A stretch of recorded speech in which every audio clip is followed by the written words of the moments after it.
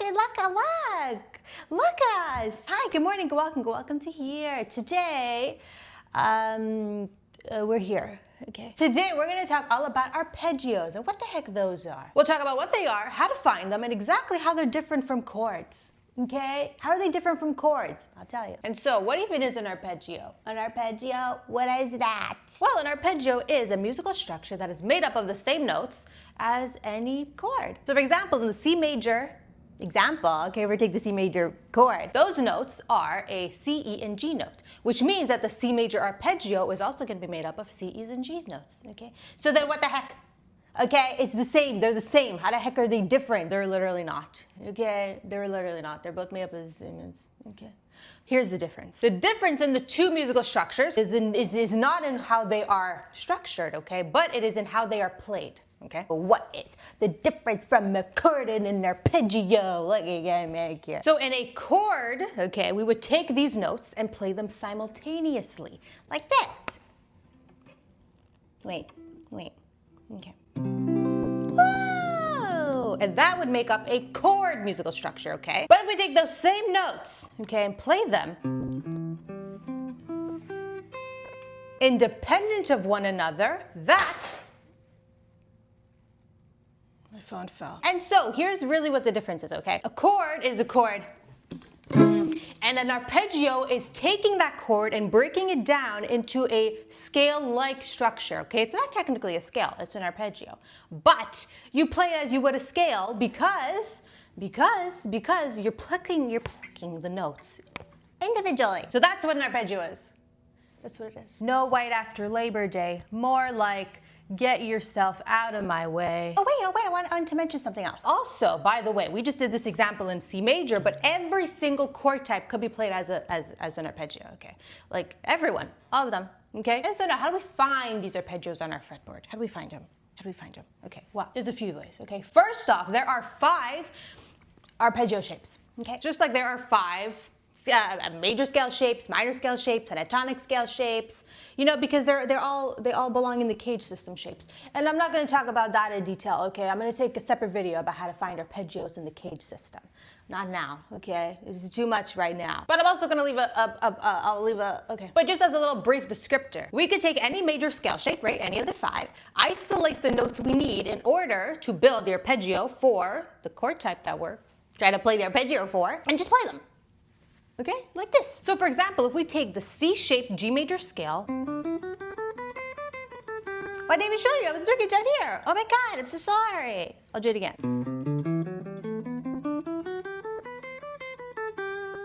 Yeah. If we wanted to play a G major arpeggio, okay, all we need are the first thirds of 5th degrees, right? Because that's what makes up a major chord, okay? So those are gonna be the G, B's, and D notes. So we will look at their major scale here, okay? Drop every note that is not the first, third, and 5th degree, and then there we have our arpeggio. Yeah, okay, so let's play it. Yeah, not for nothing, okay? But I think hair was made out of different material in the 70s. And so that is one way to find your arpeggios, right? Straight out of the major scale shapes. But we could also take any chord that we know and just play the notes independent of one another, and you're playing an arpeggio. So for example, okay, we could play our C major chord like this. Strum along, okay, and that's a chord. But if we just pluck the notes, you're technically playing an arpeggio because you're playing the notes separate of one another. So that's all. Even if you're in the same shape, that's my point. Even if you're playing a chord shape, but you're plucking the notes independent. Okay, whatever. That's what I just said. Okay, next. Everything's being so weird. All my technology is being weird. Oh my God, I'm so scared. You hear that?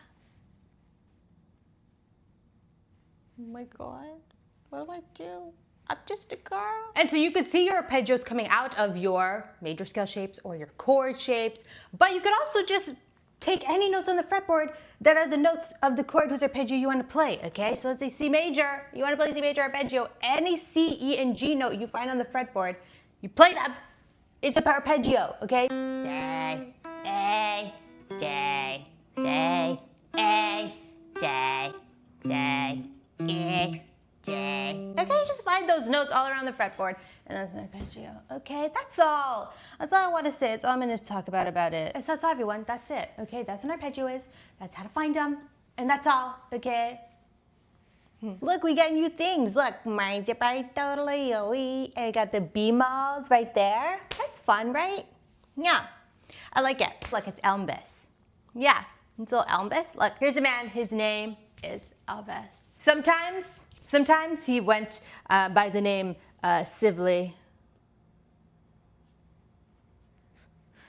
Elvis backwards. And he was a man. So then look, then we got records. Look at my records. I have the Elvis one over here because this is empty. Sorry, not sorry. Oh my God, look, I have bangs like Elvis. Yeah, don't step on my blue suede shoes. They're so blue and they're swim in their shoes.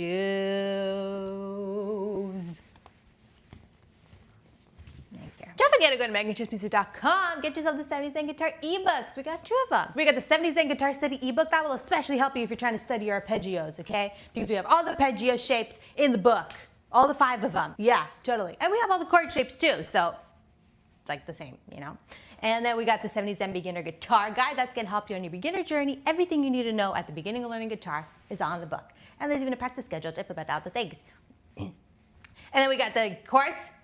Yeah, we got a course. It's called the Key Music Theory World Tour Course. Woo! It's a course where we go through the fundamentals of music. Okay, if you want to start to learn about music theory, that's the one where you begin right there. And it has fun little practice workbook to practice all things in the course. Look, isn't it funny?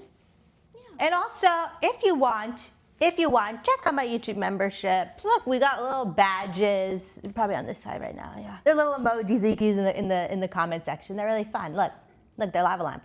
And the lava lamp in that one actually works. Unlike this one. Ding, ding, ding. So that's all, everyone. Thanks for watching. Thanks for being here. Thanks for all that you do. Let me tell you a story about a little a tambourine. He was a tambourine. He always dreamed about being a full drum set kit, but he didn't have.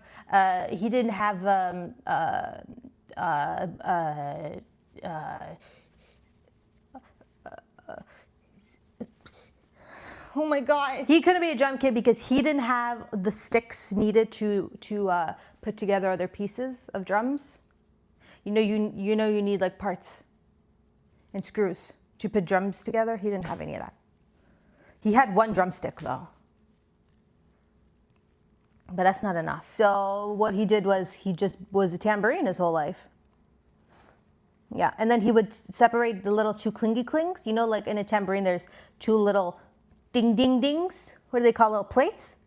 They have little plates all around the tambourines. Free, and then they jingle together. That's how you work a tambourine, like not for nothing.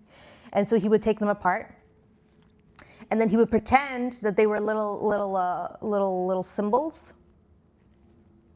You know, like the cymbal, like a hi-hat.